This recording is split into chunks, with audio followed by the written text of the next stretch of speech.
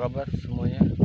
Semoga baik-baik saja, sehat selalu, rezeki dipermudah, semua urusan dapat diselesaikan. Di kali ini saya akan membuat topik menentukan suatu bibit itu dari pohon seperti apa dan cara pembuatannya bagaimana. Saya akan bahas dengan cara pembuatan saya memilih bibitnya bagaimana.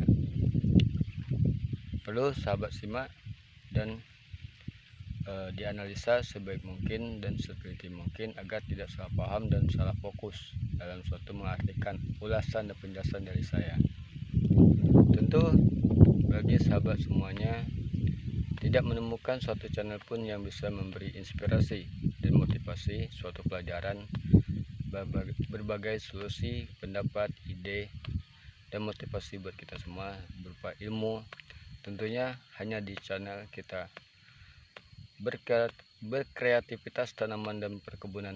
Apapun di sini kita akan bahas tanaman dan perkebunan, bagaimana cara mengatasi dalam suatu lahan, mengatasi suatu tanaman. Di sini kita akan bahas semuanya. Perlu kita pelajari. Sekolah tidak hanya di tempat sekolah saja kita belajar menuntut ilmu, tapi kita perlu menambah wawasan di luar sekolah atau di luar tamat sekolah, atau di tempat perkarangan umum atau di masyarakat luas. Di sini kita perlu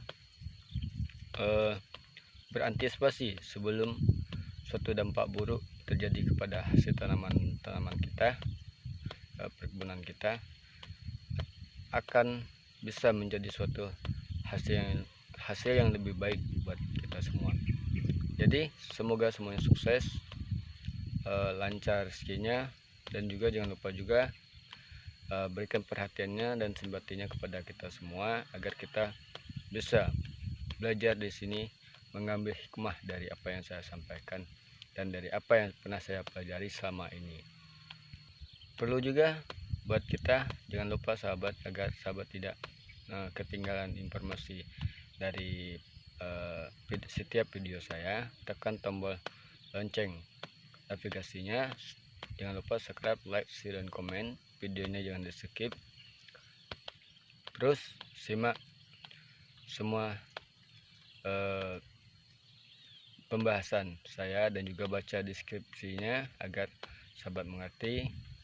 Bahkan juga saya ingin menunjukkan kepada sahabat bahwa di sini ataupun di tempat lain mungkin ada di bagian rawa tanaman sawitnya yang berkuning seperti emas gitu, atau tidak subur. Nanti saya akan buat videonya, saya tunjukin cara mengatasinya dan bagaimana solusinya saya berikan kepada sahabat semuanya.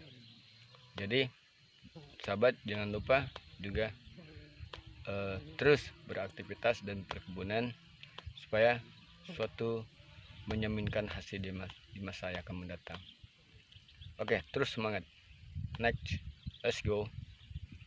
Nah, seperti ini sahabat, bibit yang saya gunakan buat tanaman pribadi. Ini bibit sawit dari daerah Marehat. Dulu ada di bagian orang pertanian tersebut dia menyurvei ke lapangan atau membuat suatu pelatihan kepada masyarakat waktu itu. Nah, ini yang yang punya ini sudah almarhum, namanya Pak Galid, orang tua dari Ayu Lam atau Abang Udin. Ini pepa panjang, itu ukurannya sekitar 13 meteran, tidak pernah bertemu ujung, cuma ketemu dikit, nggak nyampe juga. Buahnya boleh lihat sahabat.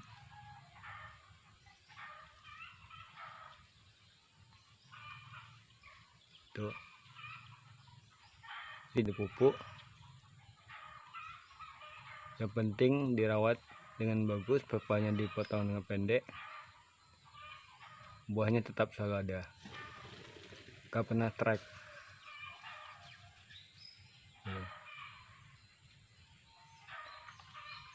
Ini satu.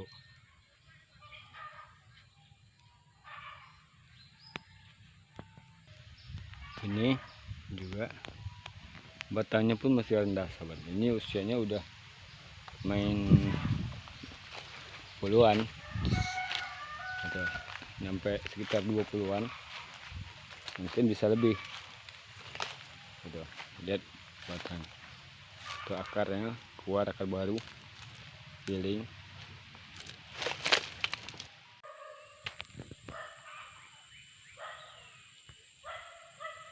Nah ini pohonnya sahabat, ini juga ada itu buahnya, pohonnya udah tinggi. Nah, ke bawah sampai ke atas. Jadi saya memilih bibit itu, bibit sawit yang berbuah tanpa dipupuk, dia nggak pernah trek, dia rajin berbuah. Itu bibit yang saya gunakan. Ini lihat nih, ini tanaman ini itu induk dari pohon sawit ini tanpa dibeli bibitnya sahabat, nggak pernah dibeli orang ini bibitnya, bibit sawit yang ini fakta, bukan bohong sahabat.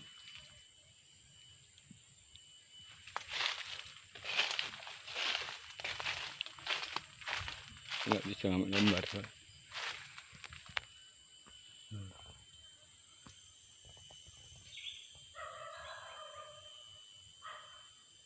Nah jadi seperti itulah sahabat, contoh saya mengambil bibit. Oke, next selanjutnya. Nah, ini sahabat, kalau nggak percaya, saya menggunakan bibit sawit yang udah umuran 15 tahun ke atas, jangan 15 tahun ke bawah sahabat. Kenapa? Karena bibit yang 15 tahun ke bawah itu usianya masih muda. Kalau menjadikan bibit, tentu suatu pertumbuhan nantinya pada tanaman yang kita buat itu tidak akan berbuah, cuma nggak segitu seperti yang seharusnya dan semestinya gitu. Jadi ini ada 2 pohon sawit, dia ini ada pepas sedang gitu. Jaraknya sekitar dari sini ke situ sekitar 12-an meter, mungkin bisa lebih, sekitar 13-an meter. Nah, pepahnya tidak bertemu sahabat. Jadi ini buahnya boleh sahabat lihat sendiri. Ini lantaran cuaca matahari jadi kurang nggak jelas gitu. Ini tidak pernah dipanen sama sekalipun dari dulu sampai sekarang. Nah ini sekelilingnya pun tidak ada yang namanya pohon sawit, semuanya pohon karet sama kayu-kayu. Nah, saya bibit seperti ini yang saya cari sahabat. Itu lihat batangnya sudah seperti batang kelapa, sahabat boleh lihat sendiri. Tuh ini lihat, lantaran pepahnya yang segitu banyak, itu buahnya bagian atas, dia nggak pernah yang namanya buah itu bakalan habis lama untuk menjelang menimbulkan buah baru, itu nggak pernah ada. Ini dia berbuah terus.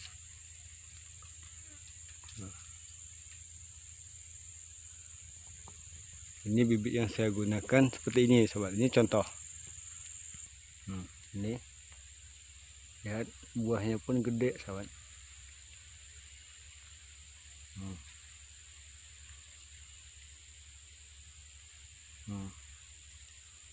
Boleh sahabat perhatikan.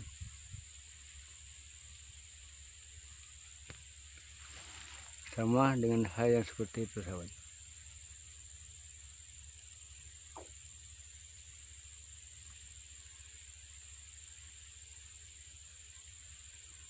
Oke,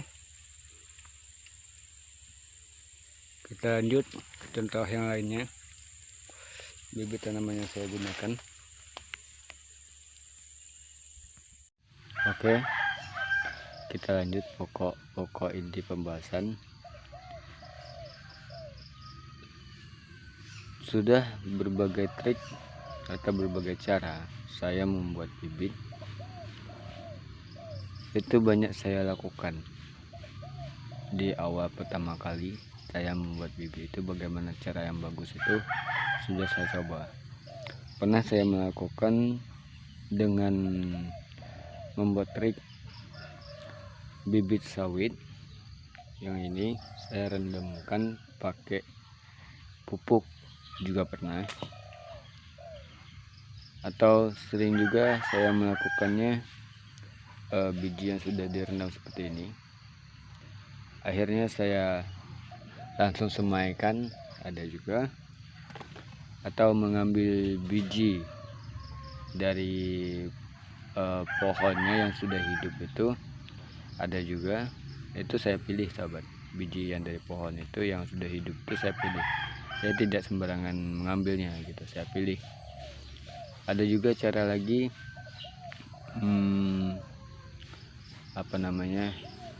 bibit biji sawit yang berondolan seperti ini yang masih ada dengan kulitnya, itu saya biarkan begitu saja. Mana yang hidup saya ambil, juga pernah saya lakukan seperti itu. Ada juga tanpa disengaja, air bekas bangkitan karet itu saya buang, akhirnya membasahi biji sawit yang dibiarkan begitu saja itu. Ternyata hidup semuanya. Ada contohnya, nanti saya ke bagian atas ini ada gambarnya, hidup. Saya ambil. Ada juga pokoknya berbagai macam trik lah saya buat gitu kan. Tapi yang paling bagus menentukannya begitu kan, saya tidak banyak menggunakan berbagai macam trik gitu. Semuanya udah saya lakukan berbagai trik gitu kan, tapi ya hasilnya segitulah gitu. Tapi yang paling bagus bagi saya ini gitu. Ada yang kemarin yang sudah berkecambah kemarin tuh, berapa bijinya lah yang berkecambah. Kenapa saya menentukan bibit itu, yang mana yang dulu berkecambah itulah yang saya ambil. Mana yang dulu lambat berkecambah itu tidak saya ambil. Itu menjelang waktu sama 8 bulan. Jika di 8 bulan itu ada yang lewat dari 8 bulan yang hidup, itu tidak bakal saya ambil lagi sahabat. Jadi yang sebelumnya 8 bulan itu, walaupun hidupnya satu-satu, itu saya ambil, saya tanam. Kenapa? Berarti menentukan bibit yang bagus itu seperti itu. Tapi bisa membuat kecambah itu langsung semuanya. Jadi bisa, kita tidak tahu kualitas kecambah itu yang bagaimana, ibarat tuh yang bagus, yang baik, ibaratnya menentukan yang bisa berbuah itu kita tidak bisa menganalisanya karena itu alam. Kita cuma menentukannya saja gitu. Berarti mana yang hidup duluan, berarti itu yang bagus, yang paling unggul gitu kan. Jadi di sini di awal tahap pertama kali ada yang perlu kita buat dulu gitu. Seperti ini sahabat. Sebelum kita memilih biji ini, untuk membuat kecambah semuanya menjadi normal, menjadi 100% menjadi gitu, kita lakukan tahap di awal pertama kali, penyutiran biji gitu. Yang kita ambil itu yang bagusnya seperti ini sahabat.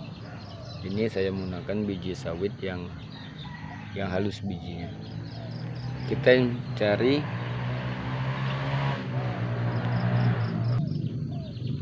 cari biji yang benar-benar sempurna bulatnya seperti ini. Seperti ini yang benar-benar sempurna. Ini agak lonjong sahabat. Jadi kalau biji yang sempurna itu berarti yang bulannya sempurna itu ya, yang pertumbuhannya berarti bakalan bagus gitu. Berarti tidak ada efek samping dari suatu pertumbuhan itu dalam suatu tanaman itu, tidak ada efek yang di bagian pohonnya gitu, atau buah ataupun pelepah, tidak ada. Berarti dia secara normal, tentu yang nantinya hasilnya bakal normal lagi gitu. Tentu hasilnya bakal normal lagi. Nah, jadi yang saya buat itu seperti ini, yang saya pilih. Ini ada juga di bawah, ini belum saya pilih. Ini anggaran sekitar 200 butir ada. Nah, jadi ini yang sudah saya pilih, yang saya ambil, yang saya gunakan ini seperti ini, bulat seperti ini, cuma dia lonjong sahabat. Ini lonjong, ini lantaran belum saya lepaskan ini. Jadi yang menentukan bibit itu jantan atau betina, ada yang seperti sawit yang buah cengkeh itu, yang halus yang tidak ada biji seperti ini, itu dari sini sahabat. Kalau kita pikir dengan analisa sebaik mungkin ya, seperti ini. Ini kan bijinya gepeng. Ini ada juga tiga bagian. Ini dia di bagian tengahnya agak bentuk terbelah, bergaris. Di atasnya sini juga, ini yang dekat tangan saya ini. Nah, ini yang sering di dalam suatu tanaman itu kita waktu mempolibekannya, yang hidupnya sampai 3 gitu. Nah, waktu di hidup yang 3 itulah yang sering mendapatkan satu biji sawit jantan, sawit betina yang buahnya seperti buah cengkeh, yang saya katakan sawit mandul yang tidak ada biji seperti ini. Yang satunya yang normal, yang berbuah seperti biasa gitu. Tapi di sini kita tidak bisa menentukan gitu kan. Walaupun ada yang mengeluarkan di ujung pelepah itu, sari benang dari pelepah itu, kita tidak bisa menentukannya. Kadang di situ yang sawit yang berbuah mandul itu, yang seperti buah cengkeh itu terdapat pada di sini gitu. Jadi kalau dia seperti ini gitu, ini tetap positif, dia berbentuk sawit betina gitu, yang khususnya untuk berbuah, tetap dia normal. Berarti kan tidak ada efek samping dari suatu tanaman, tidak ada. Kenapa? Dia bentuk terbentuknya dalam biji itu sudah sempurna. Ini biji bagian di luar buah gitu.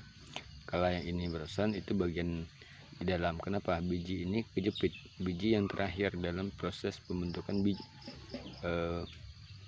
nut seperti ini, biji seperti ini. Jadi ibaratnya kurang pertumbuhan gitu, atau boleh dikatakan biji prematur. Nah, ini contoh yang gepeng ini tidak saya ambil sahabat, percuma saya ambil juga tidak akan menghasilkan yang bagus. Jadi bibit yang dipilih untuk orang PT itu, untuk dari orang pembuat bibit itu, dia memilih bibit seperti ini yang sudah sempurna. Itu contohnya dari saya sahabat. Mungkin sahabat pernah melihat ataupun juga ada yang membeli bibit yang dari orang gitu, entah ya dari mana datangnya, nggak tahu, yang jelas Anda beli. Mungkin Anda tidak pernah memperhatikan bibit yang seperti ini campurannya. Ada yang seperti ini, yang ini ibaratnya seperti ini kan, dicampur sama bibit yang gepeng-gepeng ini, yang ibaratnya yang seperti barusan ini, yang seperti ini. Anda tidak memperhatikan. Kadang disinilah yang membuat tanaman itu ada yang tidak berbuah, landak, yang tidak berbuah. Ada juga yang berbuah tapi dia seperti buah cengkeh. ada juga yang bermusiman, ibaratnya habis buah pertama kali sudah lama treknya. Nah, kadang di biji seperti ini. Kenapa? Dia pembuatannya sempurna, tapi pada bijinya yang kurang sempurna, gitu. Jadi kalau seperti ini itu sempurna, sahabat. Nah, ini dia bulat, runcing. Nih contoh biji yang dibuat orang itu, yang diseleksi sama orang itu, dia menggunakan ada tempatnya gitu untuk seleksi bibit gitu.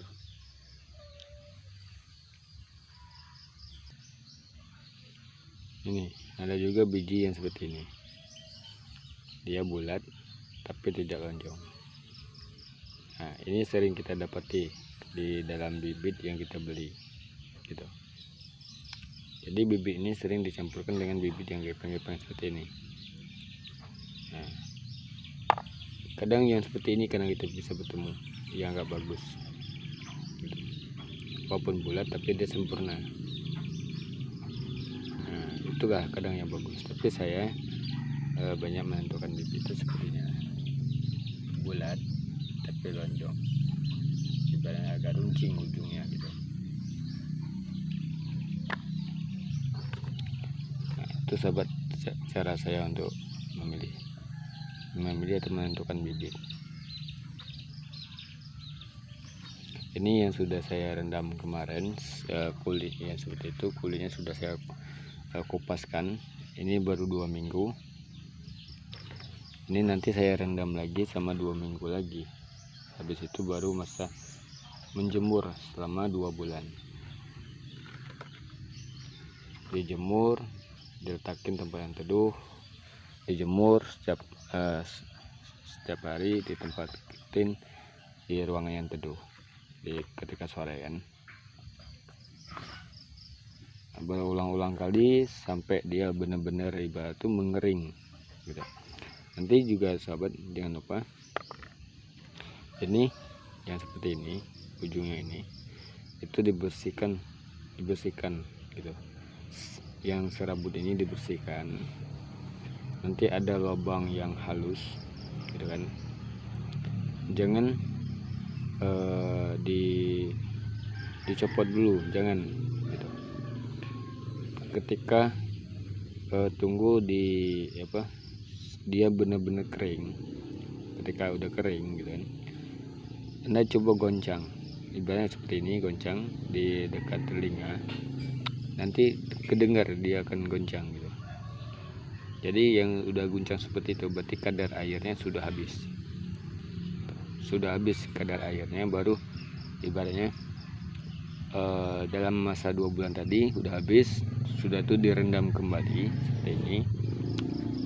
seperti ini, selama 1 minggu, sudah tuh diangkatin,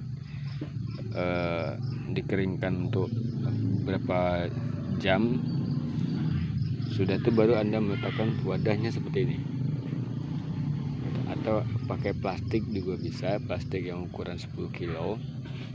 Anda masukin ini di dalam plastik tersebut, Anda semprot pakai sprayer untuk pengembun supaya dia uap atau sejuk di dalam ini ada gitu. Jadi dia selalu sejuk. Jadi dia kan ini akan menetas gitu. Yang lubang ini, yang lubang kecil-kecil ini, dia akan membuka, rapuh gitu. Jadi dia cepat menetas. Jadi ketika dia menetas itu baru Anda ambil. Setelah dibuat seperti ini, Anda simpan di ruangan tertutup, ibaratnya seperti ruangan gelap gitu, atau di bawah laci, atau di bawah meja, di bawah lemari gitu, atau di dalam kotak yang jelasnya yang tempatnya agak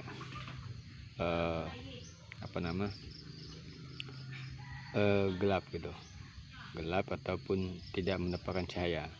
Nanti ketika dia sudah tumbuh baru Anda pindahkan ke polybag seperti itu. Ini hasil karya saya juga. Saya menggunakan bibit kayu manis. Ini itu ada juga kopi yang saya membuat perkawinan kopinya. yang tiga jenis pohon kopi saya jadikan satu itu.